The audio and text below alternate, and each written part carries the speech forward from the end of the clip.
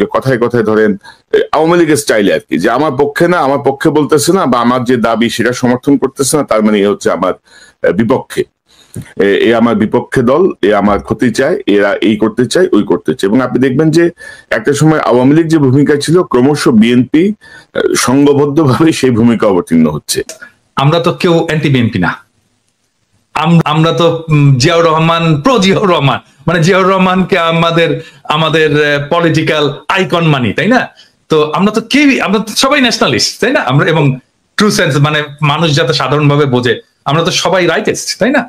তো আমাদেরকে তো শত্রু ভাবার কোনো কারণ ছিল না বিএনপির। আমরা তো শত্রুও না, আমরা শত্রু হতেও চাই না বিএনপির। বিএনপি তো আসলে আমাদের পিছনে লাগছে, হ্যাঁ, আমাদেরকে শত্রু বলা শুরু করছে। এবং কিভাবে দেখেন, আওয়ামী লীগের কোন সিনিয়র নেতা কোনোদিন আমাদের নাম ধরে কোনোদিন কিছু করেনি।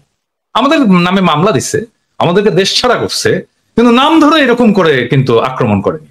ওনারা নাম ধরে আক্রমণ করা শুরু করছেন আমাদেরকে, হ্যাঁ। এবং এটা তো আমাদের পেছনে লেলায় দাও, আমরা তো পার্সন, ব্যক্তি। এবং ধরেন মির্জা ফখরুল যখন বলে কুতুব দাঁড়ায় গেছে সোশ্যাল মিডিয়ায় কিছু কুতুব, ওনারা কোথায় নিয়ে যেতে চান দেশকে আমরা জানি না। ওনারা জানবেন না কেন? উনি জানবেন না কেন? আমরা জানি না মানে আমরা কোথায় নিয়ে যেতে দেশকে? আমি বলছি সবসময়, আমরা বাংলাদেশে ভারতীয় আধিপত্যবাদ চাই না, আমরা বাংলাদেশে আওয়ামী পুনর্বাসন চাই না, আমরা বাংলাদেশে একটা সাম্যের সমাজ চাই, একটা ইনসাফের রাষ্ট্র চাই। চারটা সিম্পল জিনিস মির্জা ফখরুল ভাই, আপনি জানেন না কেন? আপনারাই বাধা হয়ে দাঁড়ায় আছেন আমাদের সামনে, আমাদের স্বপ্নের সামনে, মানুষের স্বপ্নের সামনে। এবং আপনারা জানতে হবে আমরা এটা চাই। এবং আমরা আমাদের মনে করার কারণ আছে, আমাদের মনে করার ক্রেডিবল কারণ আছে যে আপনারা আওয়ামী লীগকে পুনর্বাসিত করতে চান। কেন চান সেই প্রসঙ্গে আসবো যদি আলোচনার সুযোগ থাকে। 2 নাম্বার, আপনারা ভারতের সাথে একটা নেগোসিয়েশন করেছেন, এটা আমাদের মনে করার ক্রেডিবল কারণ আছে। হ্যাঁ, এই জিনিসগুলোকে ক্লিয়ার করতে হবে আপনাদের কাছে। হ্যাঁ, আপনারা যে আলাপ করেন, আপনারা সবার সাথে আলাপ করেন, অমুক রাজনৈতিক দলের সাথে আলাপ করেন, তমুক রাজনৈতিক দলের সাথে, সুশীল সমাজের সাথে আলাপ করেন, কেন আমাদের সাথে আলাপ করতে পারেন না? কেন পিনাকি ইলিয়াস, কনক সারোয়ারের সাথে কথা বলতে পারেন না? আপনারা মিটিং করতে পারেন না? করার দরকার আছে না? মানে আমরা পিপলস ভয়েস রিপ্রেজেন্ট করি না? আমাদের সাথে কথা বলেন না কেন? মানে আপনারা 31 দফা দিলেন, ধরেন 31 দফা দিলেন, 31 দফা তো এটা আপনার দলের দফা। তো আমরা তো সেই সময় তো আপনাদের সাথে এলাই ছিলাম, আমরা তো একসাথে লড়াই করতেছি, আন্দোলন করতেছি, আমাদেরকে দেখাইছেন। আমিও তো ডাক্তার, আমাকে তো দেখাইতে পারতেন যে ভাই 31 দফায় যে চিকিৎসা সংক্রান্ত যে জিনিসটা আছে, দাদা একটু দেখেন তো এটা ঠিক আছে কিনা। হ্যাঁ, দেখাতে পারতেন তো, তাইলে তো আমাদের পার্টিসিপেশন থাকতো, আমরা ওন করতাম আপনার 31 দফাকে। কনক স্যার আপনি ওন করতেন, ইলিয়াস তুমি ওন করতা, তো আমাদেরকে ওন করার সুযোগ দিলেন না তো। আমি একই জিনিস বলবো আমি জামাতকেও, একই জিনিস বলবো জামাতকেও। মানে তারা ইন্ডিভিজুয়ালি ফোন করে। এখন আমি শিওর যে জামাতের আমি তো খুবই মাইডিয়ার লোক, সবাইকে ফোন টোন করে, আমাকে ফোন করে। কিন্তু এটা তো ফোন করে তো উনি বলেন কি আপনার শরীর কেমন আছে দাদা, বাড়ির সবাই ভালো আছে। আমি তো শফিক ভাইয়ের কাছ থেকে গেলে শুনতে চাই না, আমি শুনতে চাই পলিটিক্স, রিয়েল পলিটিক্স শুনতে চাই। হ্যাঁ, ব্যক্তিগত সম্পর্ক আপনার সাথে থাকবে, মানে আমরা যখন রাজনীতি থেকে বিদায় নেবো, অ্যাক্টিভিজম থেকে বিদায় নেবো, তখনও থাকবে আপনাদের সাথে, সেটা অসুবিধা নেই। আমি শুনতে চাই পলিটিক্স, আপনার প্রোগ্রাম, আপনি নির্বাচনে কি মেসেজ নিয়ে যাবেন, আগামীতে আপনি ভারতের সাথে কিরকম সম্পর্ক রাখবেন, হ্যাঁ, আপনি আমেরিকার সাথে কিরকম সম্পর্ক রাখবেন, চীনের সাথে কিরকম সম্পর্ক রাখবেন, রাষ্ট্রটাকে কিভাবে গড়বেন, সংবিধানে কি কি পরিবর্তন আনবেন, মানুষের জীবনে কিভাবে, এই বাংলাদেশে যেভাবে হাসিনা যেভাবে ইসলামোফোবিয়ার চাষ করছে এটাকে কিভাবে ফাইট করবেন, আন্তর্জাতিক ক্ষেত্রে আপনি ফিলিস্তিনের প্রশ্নে কি স্ট্যান্ড নেবেন, আমি তো জানতে চাই। হ্যাঁ, এই জিনিসগুলো তো জানতে চাই। এই জিনিসগুলো আমাদের সাথে কথা বলার কথা। আমার তো ভাই বাংলাদেশে আমার তো কোনো ফাইন্যান্সিয়াল ইন্টারেস্ট নাই, আমার কোনো ব্যবসাপাতি নাই, আমার চাকরি বাকরি নাই, তাই না? ওইখানে তো আমাদের সকলের তাই না? আমাদের চাওয়া তো একটাই, বাংলাদেশের মানুষ ভালো থাকুক, দেশটা ভালো থাকুক, দেশটা প্রোটেক্টেড থাকুক, দেশের স্বাধীনতা সার্বভৌমত্ব প্রোটেক্টেড থাকুক, এটা আমরা চাই। এইটার জন্য আমাদের সাথে কথা বলতে অসুবিধা কোথায় আপনাদের? না, প্রথম বিষয়টা হচ্ছে যে ডেফিনেটলি আমাদের একটা পলিটিক্যাল গভর্নমেন্ট আসতে হবে, সেটা আসবে, এবং এটা আমাদের সবারই প্রত্যাশা। এবং এটা যেটা কনক বললেন আপনি যে আগামী নির্বাচনে বিএনপি আসবে, আমরা তো মনে করি বিএনপি সর্ববৃহৎ দল, তারই আসা উচিত, সেটা ঔচিত্যের ব্যাপার আর কি। আসবে কিনা সেটা ডিপেন্ড করছে অনেকগুলো ফ্যাক্টরের উপরে। হ্যাঁ, আমি সেই ফ্যাক্টরগুলো একে একে আলাপ করব। অনেকে বলে যে আমি নাকি নির্বাচন চাই না, মোটেও না। বিষয়টা হচ্ছে কি যে শেখ হাসিনা তো সমস্ত সিস্টেমটাকে ডিস্ট্রয় করেছে। হ্যাঁ, সমস্ত সিস্টেম, মানে ইলেকশন কমিশন থেকে শুরু করে জুডিশিয়ারি, প্রশাসন, পুলিশ, আর্মি, কোন ইনস্টিটিউশন, স্টেট ইনস্টিটিউশন বাকি নাই, সব ইনস্টিটিউশনকে ডিস্ট্রয় করেছে। এখন এই সিস্টেমটাকে তো ফাংশনিং করতে হবে, এটা যেন কাজ করে। হ্যাঁ, ধরা যাক যে আমি একটা সবাইকে বলি, যে বিএনপিকেও বলি, যে যেই নির্বাচন আপনারা লাস্ট হারলেন, মানে যেই নির্বাচনটা মইনু আহমেদ এবং ফখরুদ্দিনের অধীনে হলো আর কি, যে নির্বাচনে আপনারা হারলেন এবং লজ্জাজনক ভাবে হারলেন, খুবই কম আসন পেলেন, ওই নির্বাচনের যে মেকানিজম, ওই নির্বাচনের পরের যে প্রশাসন, আর্মি, সেটা কি ইনট্যাক্ট আছে নাকি তার চাইতেও প্রো ইন্ডিয়া, প্রো হাসিনা হয়েছে? আমার প্রশ্ন এটা।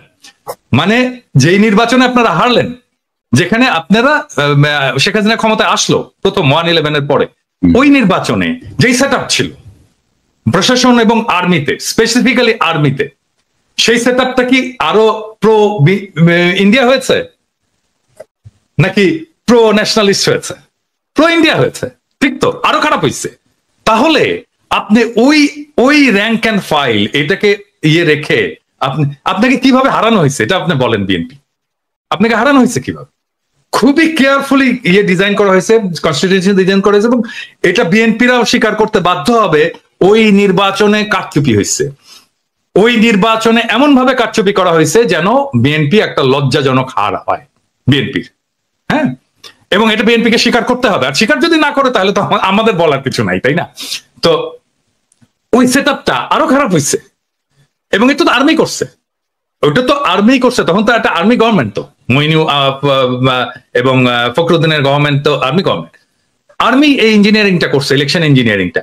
ওই আর্মিটা আরো খারাপ হয়েছে, ওর ভেতর থেকে ন্যাশনালিস্ট এলিমেন্ট আরো বাইরে চলে গেছে। এখন তো এটা মোরাললেস প্রো কি বলবো ইন্ডিয়ান আর্মি। তো এই আর্মি একটা ফেয়ার ইলেকশন দেবে? হ্যাঁ, মানে করতে দেবে? এইটা বিশ্বাস করেন? সম্ভব না, করতে দেবে না। হ্যাঁ, আমরা যদি ফেয়ার ইলেকশন হয়, আমার মনে হয় যে ধরেন এটা বিএনপির এটা বিএনপির জরিপ, ব্রেইন দেখছে তো, আমরা সবাই দেখছি। ব্রেইনের জরিপে ফেয়ার ইলেকশন হইলে, মানে মানুষ বলছে যে আমরা 41% বিএনপি কে ভোট দেবে, অ্যাবসলিউট মেজরিটি হয় বিএনপি। কিন্তু আরো কিছু আছে ওইখানে। আচ্ছা, আমি বলি, আমি গতকালকে একটা পোস্ট দিছিলাম, গতকাল না পরশুদিন, যে জামাতে ইসলামের ভোট কত। জামাতে ইসলাম 300 আসনে ইলেকশন করছিল এরশাদ পড়ার পরে 91 সালে প্রথম। এখানে ভোট পেয়েছিল তারা 12.3% সম্ভবত। এবং ওই সময় যদি আমরা সমস্ত ইসলামপন্থী দলগুলোর ভোটগুলো দেখি, তাহলে আমরা দেখবো 14%-এর মতো তারা ওই ভোটটা, এবং ওই ভোটটা ভালো ভোট হয়েছিল। হ্যাঁ, এবং 14% কিন্তু একটা খুবই সিগনিফিকেন্ট নাম্বার। এখন অনেকে বলে 2%, 3% জামাতের ভোট, 4% ন। তারা সব আসনে নির্বাচন করেনি, তারা কিছু আসনে নির্বাচন করেছিল, ওইটাকে এক করে আমি ন্যাশনাল গড় করে বলি যে 3%। কিন্তু সবগুলো আসনে যখন করেছে তখন তার প্রায় 12.5%-এর মতো ভোট ছিল। বিএনপির যে জরিপ, এটাতে দেখা গেছে যে জামাতের ভোট আসবে 31%-এর মতো। এখন ধরে ছাত্রদের ভোট ওখানে কত আসবে, দেখা যাচ্ছে 5%-এর মতো ভোট আসবে। তো আমরা যদি অন্য সমস্ত ফোর্স, বিএনপির বাইরে অন্য সমস্ত ফোর্সের একটা যদি লুজ অ্যালায়েন্স হয়, তাহলে বিএনপি একটা খুবই শক্ত প্রতিদ্বন্দ্বিতার মধ্যে পড়বে। এখন বিএনপি যেটা করছে, যে ধরেন এই যে বিএনপির যারা এই অনলাইন অ্যাক্টিভিস্ট আছে তারা, বা অনলাইনে ফেসবুকে যারা লেখালেখি করে, তারা গালাগালি করতেছে আমাদেরকে, সেটা আমি গাইড নেই না, কিন্তু তা তো না। মির্জা ফখরুল, মির্জা আব্বাসের মতো সিনিয়র নেতারা, তারা সোশ্যাল মিডিয়ার পিছনে লাগছে এবং কিভাবে আমাদের সাথে পাঙ্গা নেওয়া শুরু করছে। ধরেন এই পাঙ্গাটা যদি নিতে থাকে তারা কন্টিনিউয়াসলি, তাহলে তাদের অবস্থাটা কি হবে? ধরেন সোশ্যাল মিডিয়ায় যারা কাজ করে, হ্যাঁ, যারা কাজ করছে, যারা সোশ্যাল মিডিয়া একটা ইনফ্লুয়েন্স রাখতে পারে, ছোট হোক বড় হোক, অল্প হোক বেশি হোক কম হোক, একটা তো ইনফ্লুয়েন্স আছে। তো যারা রাখতে পারে, তারা যদি পুরোটা, মানে ধরা যাক, আমি এখানে ছাড়াই বলতেছি, কনক আপনি আমি ইলিয়াস, আমি তো এখানে রিফিউজি হয়ে ঢুকছি। হ্যাঁ, আমার এখানে মাসে আমাকে রিফিউজি ভাতা দিত 380 ইউরো মতো। 380 ইউরো। এবং 380 ইউরোতে তো ইউরোপে তো খাওয়া দাওয়া হয় না, হ্যাঁ, খাওয়া যায় না, খাবারের ইয়ে হয় না। তো আমাকে ইয়ে করতে হতো যে আমি কিভাবে 380 ইউরোর মধ্যে খাবার আছে, খাবার ছাড়াও তো আরো কিছু, চুল কাটতে হয়, তাই না, আমাকে জামা কাপড় কিনতে হয়, এই জিনিসগুলো তো আছে। তো এই সমস্ত বাদ দিয়ে আমি চেষ্টা করতাম যে 200-250 ইউরোর মধ্যে যেন আমি খেতে পাই। সেটাও কিন্তু সম্ভব হতো না। এবং আমি কি করতাম জানেন, আমি এই যে আমরা যে সবাই জানি যে ডিপার্টমেন্টাল স্টোর গুলো, সুপার মার্কেটে নেয়ার এক্সপায়ারি প্রোডাক্ট গুলো খুব কম দামে রাখে আর কি, কম দামে মাংস টাংস সবজি ইত্যাদি রেখে দেয়, একটা স্পেস আছে যেখানে নেয়ার এক্সপায়ারি জিনিস রাখে খুব অল্প দামে।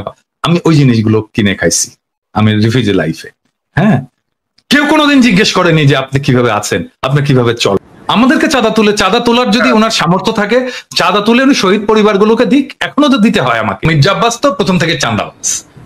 ওনার যে সম্পদ, আজকে তো ভিডিও করছে, আমি জানি না দেখছো কিনা, ওনার যে হিস্ট্রি, ওনাকে দেখাতে হবে উনি কিভাবে ব্যাংকের মালিক হইছেন। এই জন্য না যে উনি আমাদের বিরুদ্ধে বলছেন, এটা প্রত্যেককেই দেখাতে হবে।